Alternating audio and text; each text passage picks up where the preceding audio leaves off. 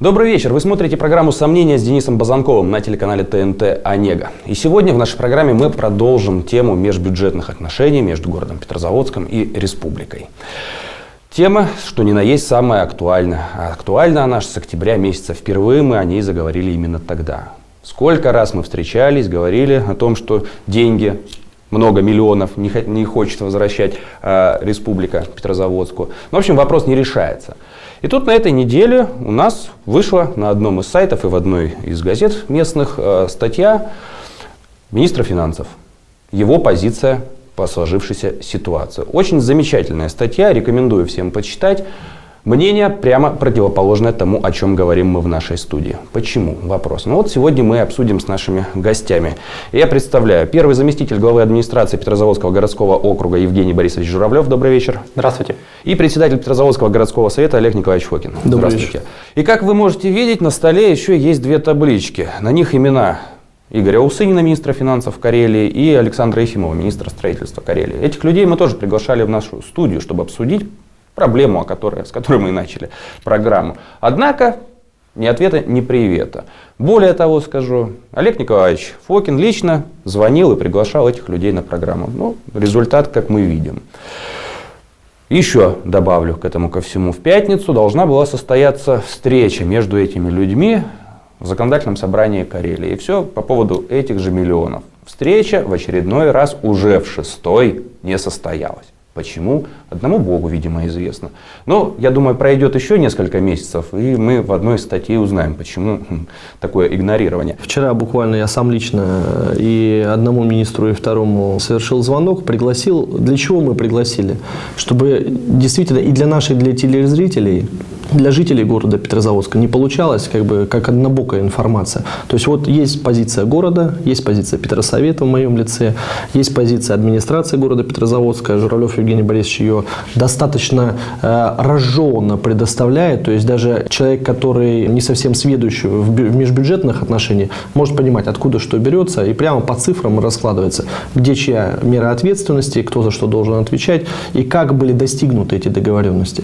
Те, кто смотрят цикл передач, именно которые направлены никоим образом не на обвинение республиканской власти. Мы хотим реально довести дело до конца. И уже я слышу тоже из многих средств массовой информации, что город настолько активно защищает свои интересы, что чуть ли не чиновники администрации и Петрозаводский городской совет чуть ли не лично заинтересованы в этих деньгах, лоббируют свои интересы некого бизнеса, все что угодно могут придумывать, потому что, наверное, так и складывается, может быть, уже что впечатление. Мы и из программы в программу мы говорим, что мы денег, вот вы спросили, в какой стадии сейчас вопрос? Ни копейки, согласно тем договоренностям, которые было, город сегодня у нас 2 февраля не получил. Марта. 2 марта. Впервые мы начали об этой проблеме говорить в октябре месяце. Вы читали эту статью, которая была выложена на сайте Карелинформ и напечатана в газете «Аргументы и факты Карелия». Ваше первое впечатление? Вот у меня первое впечатление после того, как я прочитал. Знаете, мы тут сидим и реально в глазах общественности очерняем наше правительство. Ну, почему мы и пригласили вот этих коллег наших? Мы хотели услышать, чтобы они во всеуслышание за одним столом. Вот мы доносим свои аргументы по этому вопросу. А пусть бы Усынин, пусть бы Ефимов открыто точно так же перед телезрителями сказал: нет, город лжет, город не прав. Почему? То есть они же и в этой тексте, я даже не хочу эту статью обсуждать, потому что это вообще позиция на сегодняшний день. Когда 6-й раз мы откладываем не по нашей инициативе, а по инициативе министров финансов и правительства непосредственно Республики Карелия, они уходят от вопроса, то есть нет решения вопроса. И поэтому вот этот перенос очередной сейчас, вот, с учетом того, что у нас сегодня программа 2 числа, 2 марта, она в записи, да. У нас очередной перенос на 5 число, я не знаю, на понедельник. Может быть, это ассоциирует там губернаторы правительства с предстоящими выборами, которые состоятся 4 числа. Но что изменится 5 числа? Межбюджетное это отношение от этого не изменится. Поэтому тут надо ставить точку и все. А вы, кстати, теоретически уже готовы, что и в понедельник может сорваться? Конечно. Так а уже такая ситуация, она настолько накалена, вот просто похоже, что правительственные чиновники, они не понимают, что они сейчас играют с судьбами действительно горожан. Вот не просто там Журавлев, Фокин, Левин как-то выступают и отстаивают свои личные позиции. позиции города, это такое аморфная, да, позиция города. Это касается каждого горожанина. Вот у нас 7 число, последний день, когда мы можем заказать работы на уборку улиц города, начиная с мая месяца. У нас контракт сейчас заключен по конец апреля. Мы должны пройти конкурсные процедуры для того, чтобы с мая месяца тоже убирать город. У нас же и летняя уборка существует, поливка, уборка смета. Следующий зимний период существует. Вот 7 марта – это последний день в соответствии с федеральным законодательством, когда мы можем это сделать, заказать. Денег у нас на это нет. Поэтому просто тут вот эти переносы, они как раз вот действительно судьбы горожан. Потом горожане и с нас спросят, конечно, и с правительства спросят, потому что мы на себя брать такую ответственность не хотим. Если денег обещанных нам не дают, значит, мы должны просто всем об этом честно сказать. Почему и хотели услышать здесь и министра финансов, министра строительства, надо было бы, может быть, и губернатора, с тем, чтобы... А какова позиция? Если вы не хотите давать, значит, мы должны всем честно сказать, что мы убирать улицы города не будем. Но, по крайней мере, это была бы честная позиция, всем ясная, что не ждите, горожане, и это не вина ни Петросовета, ни администрации города. Просто правительство решило на эти цели деньги не давать. Но тоже... Давайте коснемся цифр все-таки. Позволю себе цитату из этой статьи официального ответа Министерства финансов, да, по поводу сложившейся ситуации. Итак. Теперь для тех, кто готов мыслить здраво, поясним ключевой момент. В действительности, с учетом освобождения города от расходов на здравоохранение, реальные экономически рассчитанные потери городского бюджета составили менее 220 миллионов рублей. Как говорится, почувствуйте разницу, резюмирует Усынин, вспоминая про обвинение о том, что республика хочет забрать то ли 800 миллионов, то ли 1,5 миллиарда. Ну, вот что это? Смотрите. Вот кому верить? Я на самом деле вот в этой студии, в других студиях рассказывал, уже действительно, может быть, даже надоело нашим телезрителям, вот целую папку создал, да, вот межбюджетные отношения 2012 года. Мы и на сессиях законодательного собрания показывали цифры, 1 200 000 000 у города Петрозаводска уходит, здравоохранение, которое мы передали, могли бы не передавать, сейчас все медики плачут. Федеральные доплаты не идут, с января месяца начисляются, а деньги не получают. Ухудшение материально-технического снабжения. Можно было это не передавать в здравоохранение, ведь и большинство регионов России приняло такие законы, чтобы не передавать с муниципального уровня на уровень республиканский. Но у нас республика особая, она приняла особые законы, передали здравоохранение. Это здравоохранение стоит меньше 300 миллионов рублей. Вот 1 200 000 и 300 миллионов рублей, остаток 900 миллионов. Вот 900 миллионов то, что город потерял, реально потерял в соответствии с решениями правительства Республики Карелия. Мы договорились, уже подняли шум, в том числе и с вашей помощью, с помощью журналистов, подняли шум, нам пообещали в конце концов, есть протокол, подписанный Нелидовым, вот протокол, да, 440 миллионов рублей городу передать. И даже это уже прописано в действующем бюджете Республики Карелия. И этих денег вот сейчас март месяц не передают. Вот можно предварить вот вопрос, да, ваш, да, по этой статье. Даже Усынин говорит, что мы сколько раз просим, хотим отдать, а депутаты Петросовета не хотят брать этих денег. Вот смотрите, 9 писем мной было написано, мной главой Петрозаводского городского округа Николаем Ивановичем Левиным. 9 писем было написано Нелидову, Ефимову, Усынину, в прокуратуру города, в прокуратуру республики, начиная с первого рабочего дня этого года. Просим ускорить, просим направить, направляем свои предложения, как эти деньги по соглашениям можно получить. Нет ответа. И вот то, что Олег Николаевич говорит, что 6 раз уже на уровне Семенова откладываются, просто значит людям сказать нечего. А самое-то основное, вот Евгений Борисович говорит, что при том, что мы вот эти 440 фактически, ну вот было такое соглашение, да, это не развитие даже города, это стагнация.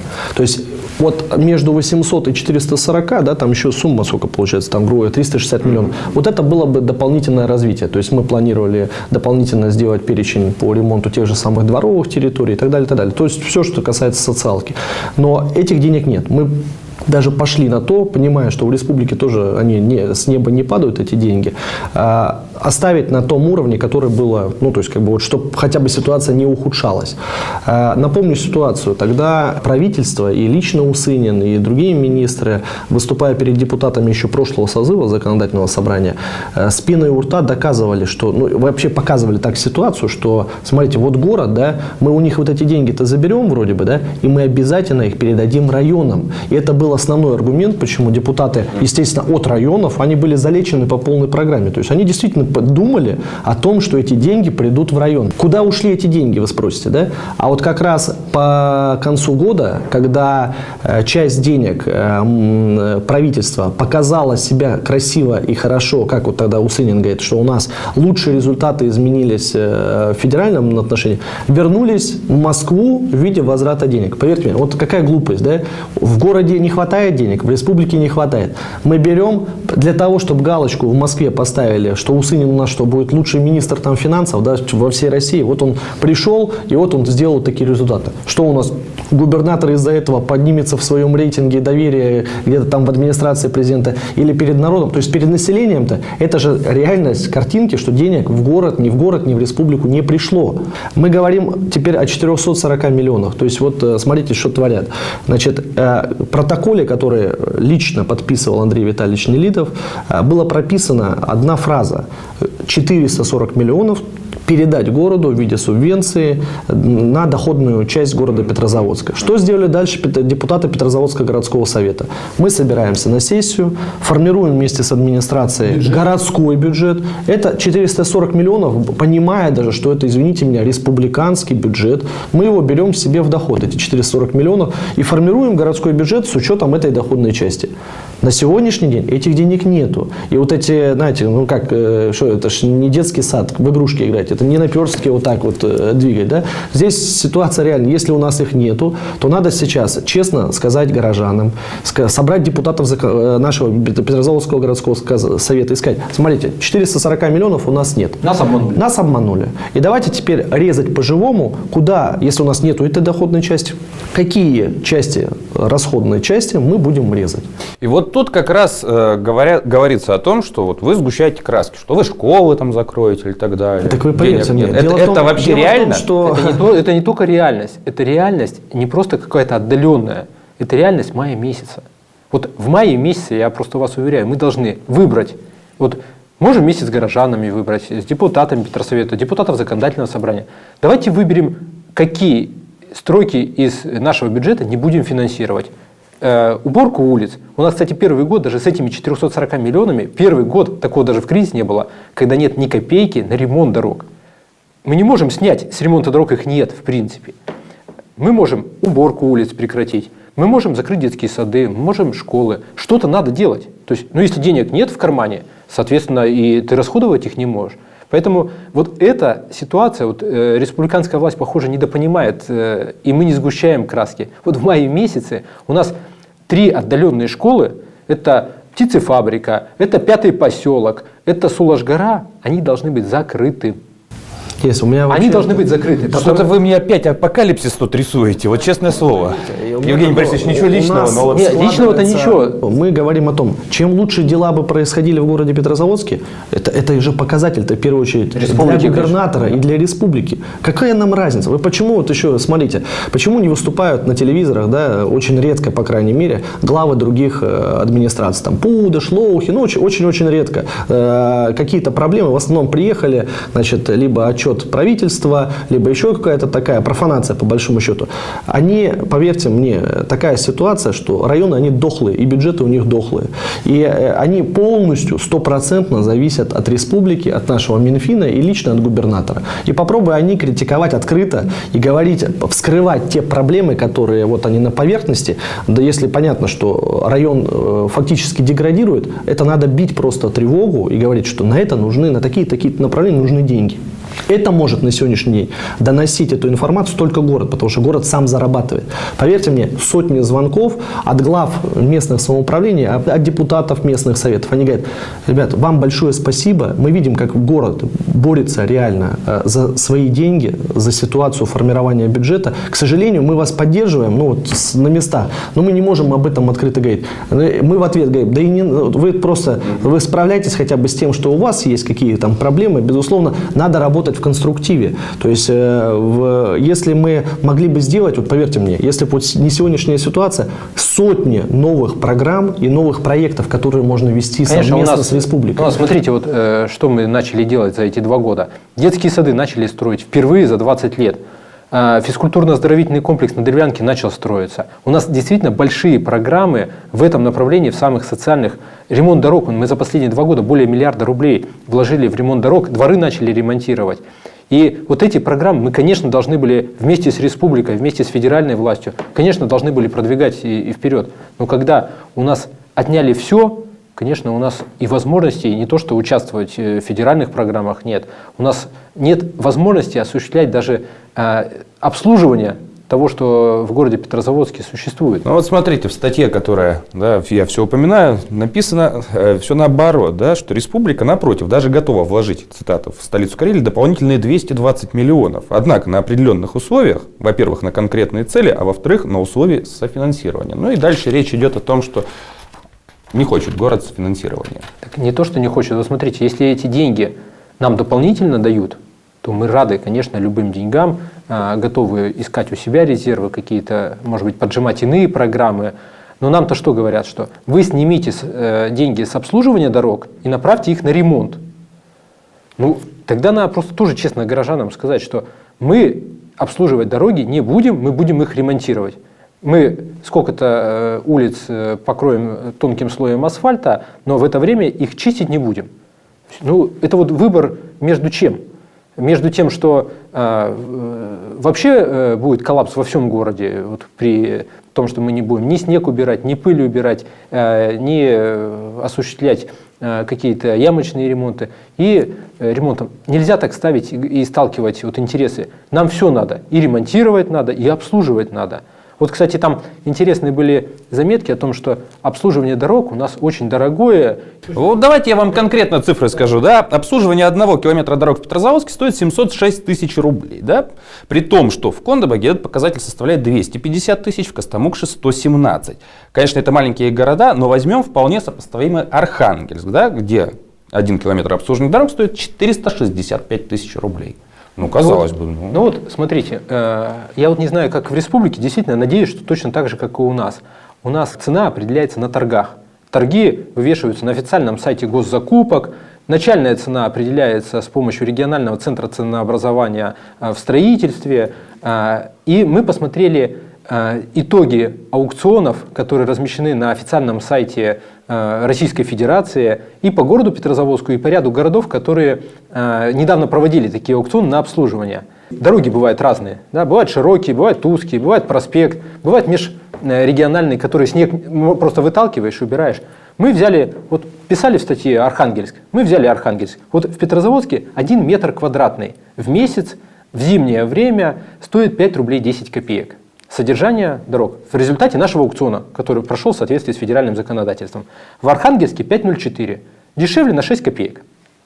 Взяли, посмотрели Чебоксары, тоже недавно проводили аукцион, 7 рублей 81 копейка, то есть на 50% даже дороже, несмотря на то, что регион южнее. Взяли Электросталь Московской области, 5 рублей 36 копеек. Взяли Северодвинск, 4 рубля 51 копейка, на 50 копеек дешевле. Но в любом случае нет никакой значительной разницы между, вот не знаю, откуда министр финансов берет эти данные, мы взяли с официального сайта государственных и муниципальных закупок Российской Федерации. Это официальные документы в результате торгов, которые произошли в этих регионах. Поэтому здесь ведь можно вернуться и в 2009 год. Мы когда пришли в 2009 году, у нас более 50% улиц города Петрозаводска вообще не обслуживалось. Соглашусь, да? абсолютно. Более 50... Ситуация заметна, она улучшилась. Более 50%. Вот если нам губернатор, а лучше не нам, а населению скажет, что не надо убирать 50% улиц, у нас, конечно, содержание дорог в 2 раза снизится. Но мы для себя считали, и считали это задачей властью, может быть, задачей одной из первых, обеспечить нормальное содержание дорог, чтобы по ним можно было проехать. И вопрос и к нам, и к губернатору у населения гораздо меньше будет по этому поводу вопросов. Вот у нас действительно обращение граждан за последние 2 года в сотни раз уменьшилось по вопросу содержания дорог.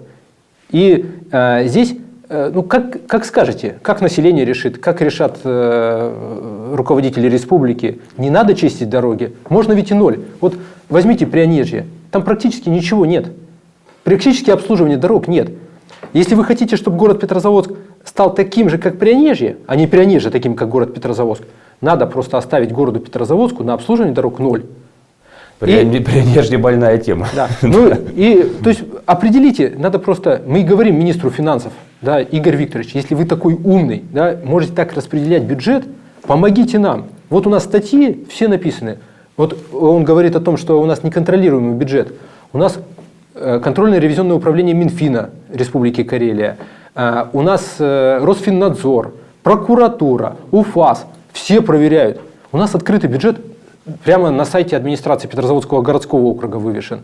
Пожалуйста, вы скажите, какие статьи у нас лишние, давайте вычеркнем эти статьи. Может быть, мы не правы, у нас кроме социальных вопросов никаких других в бюджете не записано. И то на них денег не хватает. Вот еще В 2 словах, Олег Николаевич. Вчера звоню Ефимову Александру Валерьевичу, как раз министру строительства, и говорю, ну, а ваша-то позиция какая-то? Понимаете, я не говорю, что этот министр плохой или этот. Тут, кстати, тут вообще инициатива, которая в законодательном собрании, да, вот была отнесена на следующее заксобрание по вопросу отзывов министров, утверждения министров и так далее, и так далее.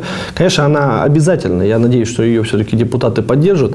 Но вчерашний вот разговор, например, с Ефимовым, я говорю, я его как бы вытаскиваю, пытаюсь понять, вы точно, вот сами-то, вы на чьей стороне? Вы на стороне, то есть вот вы правду-то скажите, почему деньги-то? И ответ очень простой. Поймите, у меня есть работодатель, я занимаю его позицию. Так работодатель в данной ситуации это только Андрей Витальевич Нелидов. Поэтому мы, понимая то, что встречаясь вот с министрами, и с Усыниным, и с Ефимовым, они как люди, по большому счету, ничего не решающие. То есть нам выходить на контакт с Андреем Витальевичем мы с удовольствием, но есть виза Андрея Витальевича, которая четко прописывала как раз эти 440 миллионов для города.